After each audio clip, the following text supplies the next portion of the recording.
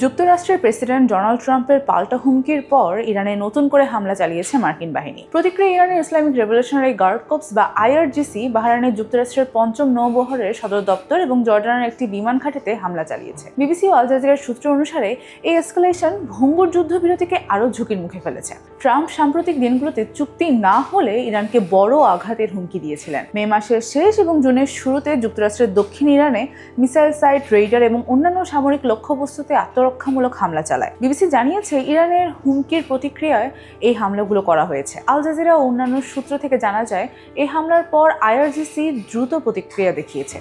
ইরানের revolutionary guard দাবি করেছে তারা বাহরাইনের জুফাইর এলাকায় অবস্থিত ইউএস নেভির 5th ফ্লিট হেডকোয়ার্টার্সে ড্রোন ও মিসাইল হামলা চালিয়েছে। বাহরাইন সরকার এটাকে সার্বভৌমত্বের লঙ্ঘন বলে নিন্দা করেছে।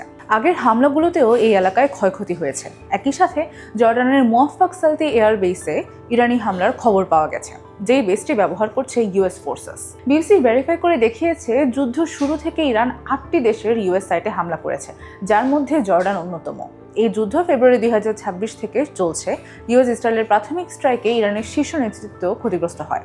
তারপর থেকে পাল্টা হামলা, যুদ্ধবিরতি আলোচনা এবং নতুন এসকেলেশন চলছে। ট্রাম্প গালফ নেতাদের অনুরোধে কয়েকবার হামলা স্থগিত করলেও কোনো চুক্তি বা ডিল না হলে বড় আঘাতের হুঁশিয়ারি দিয়ে যাচ্ছে।